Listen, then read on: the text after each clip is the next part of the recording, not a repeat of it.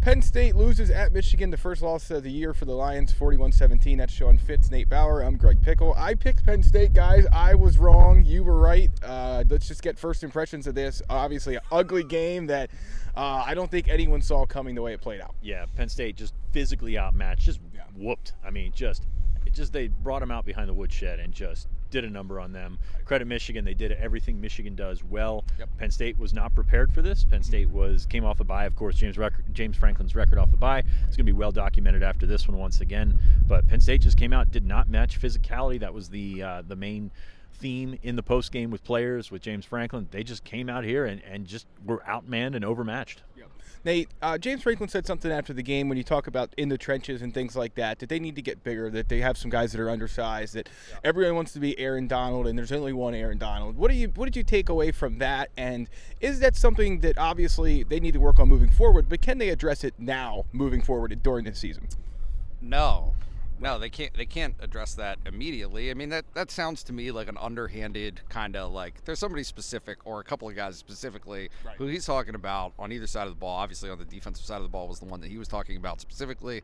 Right. But yeah, defensive tackles, defensive ends, and kind of how they carry themselves and the weight that they have and they play with.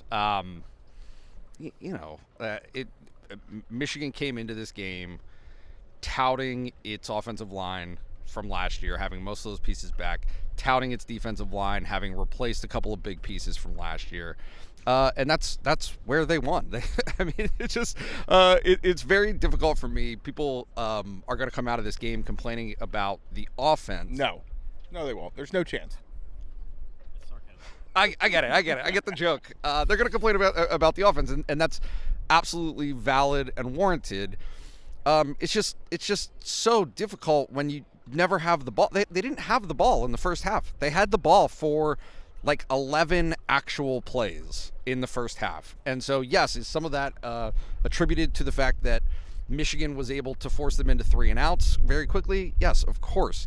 But I just think that it was a game where Michigan was able to establish itself very early, its identity, and then blow them out of the water, doing what Michigan does. I mean, Michigan dictated the terms of the game. We talked about it all week, about the team that was able to play the style of game that fits their identity was the one that was going to win.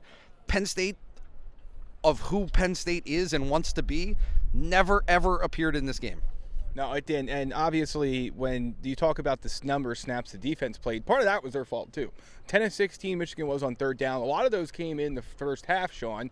They weren't able to get off the field just as they had as much trouble getting off the field as Penn State's offense had staying on. Absolutely. And you look at those numbers, and most of those were third and short, third and under 5 yards. Michigan does a phenomenal job of staying on schedule. They did that.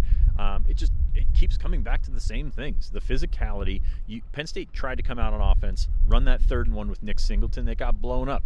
You talk about the offense and how they weren't on the field. A lot of that has to do with them not being able to convert, not being able to move the chains just a little bit. I mean, give your defense some rest. Put yourself in a position where Barney and Moore can put them inside the 5 if you need to, and then play that type of game. Playing that type of game against Michigan often doesn't turn out the best way for Penn State.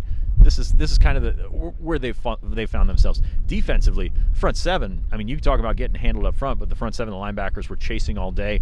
Tyler Elsdon out of position. Curtis Jacobs had the pick 6, but other than that, out of position quite a bit. John Sutherland said it out of the game or after the game. If you're not in alignment and then you get beat, I mean that's what's going to make this a 41-17 game. A game probably not as close as the score would indicate for a 24-point game is saying something. Yeah, no doubt. Nate, last word. Execution in the player interviews was the theme of this game. They didn't execute well enough. I think if you're watching at home, you're probably using a couple expletives in front of or after no. But last word here. We head back to State College with Penn State. They face Minnesota in the whiteout game. Tanner Morgan, the Gophers quarterback, was carted off, so we'll see what that opening number is and all that. But right now, Penn State has to focus on itself. Yeah, no, I think that all of the things that Penn State fans were worried about coming into the season were very pinpoint precision exposed today, right?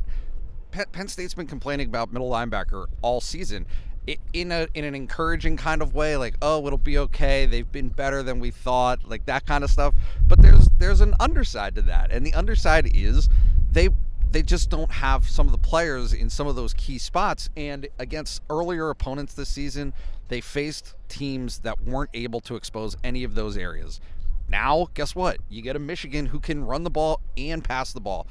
Right? Like, either way, you got to pick a poison, and Penn State was able to hang on in the red zone in some circumstances, but overall could not hang. And then on the offensive side of the ball, guess what? Against a very good defensive line and defensive front that Michigan continues to have, Penn State's offensive line could not hold up. They weren't able to do that. And you see these lingering effects, right? I mean, Sean Clifford is a part of the problem, yes, but also when you have a stud running back or stud running backs who can't get going, I mean, today was not a good day for Nick Singleton, like, no question about it. Katron Allen couldn't get going. They could not get any of the things that Penn State wants to do. They could not do, and all of the things that Michigan wants to do, just in their core, their identity, they were able to do. Penn State's 5-1. We'll see where they go in the polls, but we'll have much more at BlueWhiteIllustrated.com tonight and throughout the weekend and next week. That's Sean Fitz, Nate Bauer. I'm Greg Pickel. We'll catch you next time. Blue White Illustrated, it's $1 for a 1-year subscription. Sign up today, BlueWhiteIllustrated.com. We'll catch you next time.